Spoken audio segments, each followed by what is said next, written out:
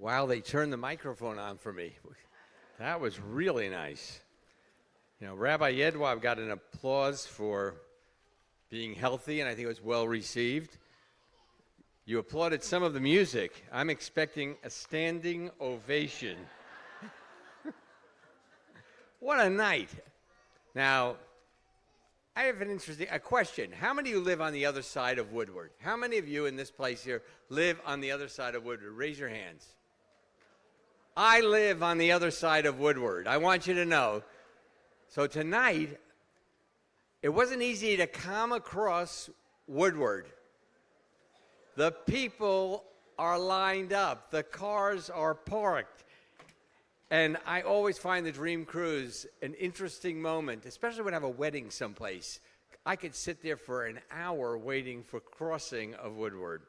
So I always admired my friends, especially in Michigan, when I moved here, who knew the name of every car, new, old, and could also remember the year. They'd say, that's a 1973 what?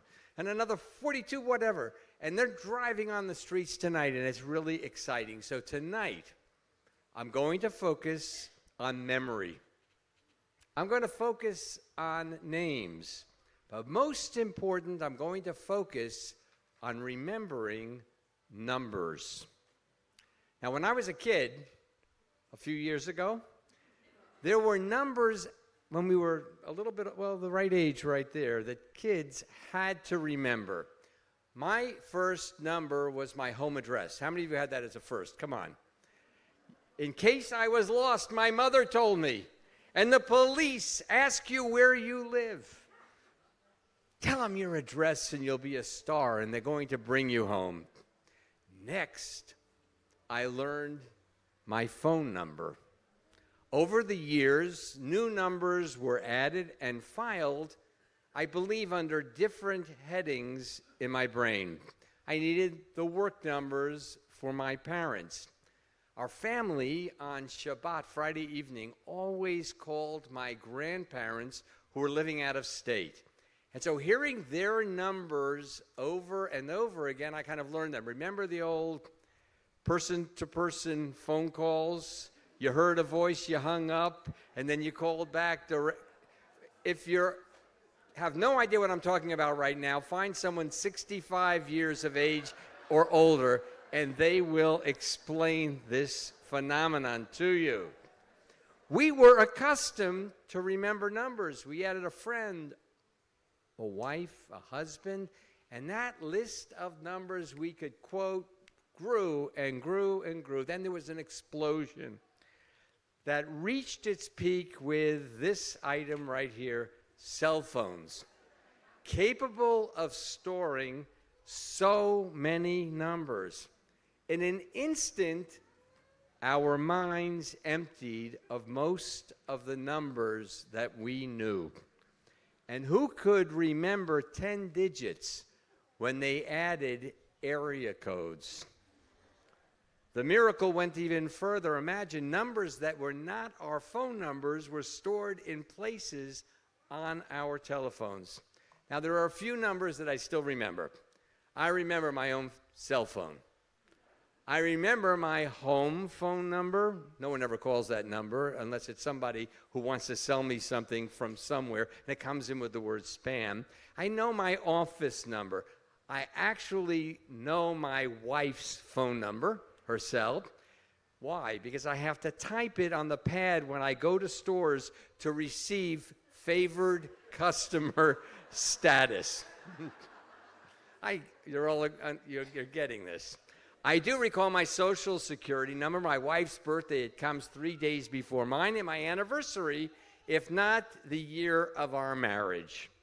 Believe it or not, and this is the strange, as I was writing this sermon, this is the strangest. I know mine and my wife's Delta numbers. And I haven't flown in 3 years. I haven't flown a couple of times, but not a lot in 3 years, but thank God I still have my platinum status. As to my children and grandchildren's cells, homes, offices, those numbers are not there. I assume I must have more space now in my brain that number deletion has occurred, to work on the difficult problems that I face on a daily basis. Now, that's one category of personal numbers. Now, there are numbers that I remember because they are historically important to me, not personal. A few examples, mainly from classes I have taught, or if I've taken you on a mission to Israel. The destruction of the temple, 586 BCE, and again in 70 CE. 1492, Columbus. Well, for Jews, why is that number important? The Inquisition in Spain. 1948, the establishment of the State of Israel. But actually, I remember that because it's Susan's birth year. And then there's one number that I will never forget, and it's the most painful number that every Jew remembers. And of course, that is the number 6 million. 6 million of our family who was done to death.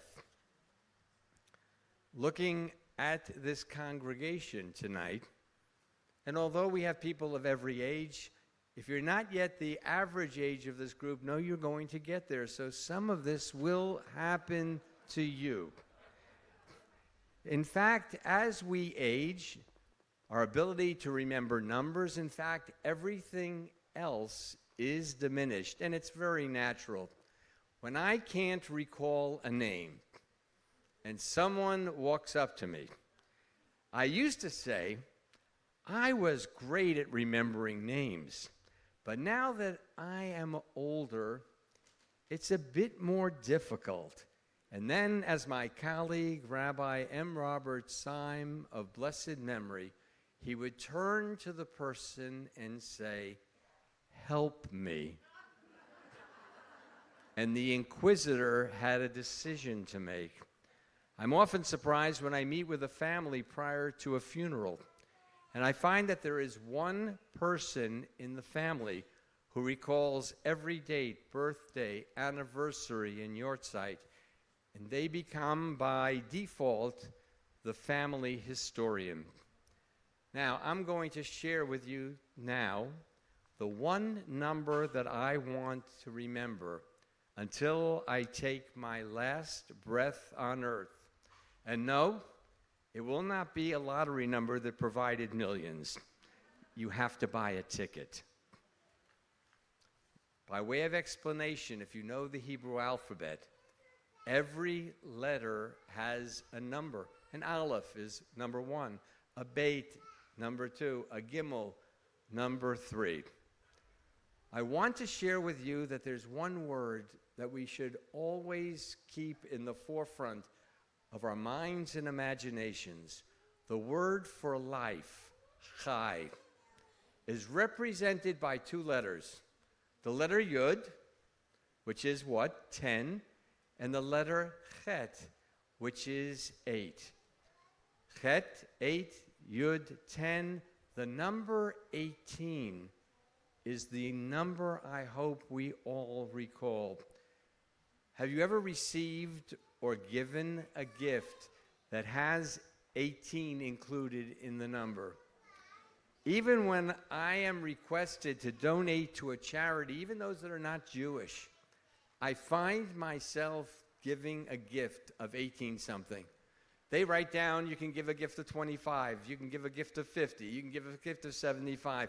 I choose to give an 18-something because 18 connects me to chai, to life, which is the reason we should be giving. Judaism, as we know, is a religion that emphasizes life. Now, it's okay, bye. And that's the future, by the way. That's what life is about, by the way, mom, dad, grandparents. That's life. During these last years, many of us have felt our world becoming so much smaller. And I've spoken to so many friends, congregants, and family members who in many ways have begun to lose hope. The word chai, 18, life, reminds us that if we are blessed to still be upon this earth, we must continue to search to find meaning, and I hope and pray for all of us joy in the world around us. And this charge is served best when we affirm life, when we toast the future with the word l'chaim.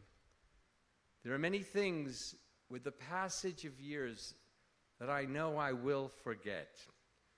But I hope that the last number to go will not be the memories of my first address or phone number, but will clearly be a simple number, 18, Chai, implanted in my mind as a memory that will always stand as a challenge to live each day, to find meaning in life, and to continue to find ways to share love.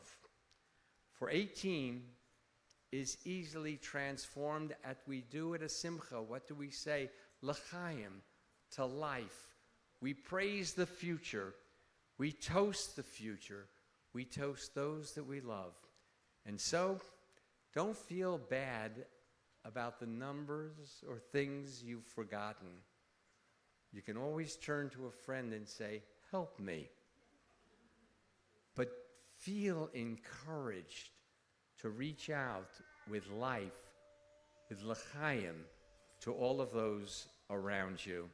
And then may this Sabbath and all our future Sabbaths, whether in this magnificent space, listening to this incredible music, be moments that will enhance our lives and raise us up to become the best that we can possibly be with the years that we are granted upon this earth.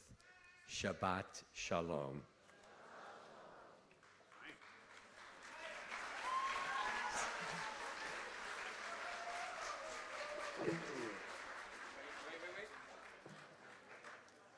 I hate to say this, but you know what happens when a rabbi gets an ovation? He delivers a second sermon. They give you a second song. That's better.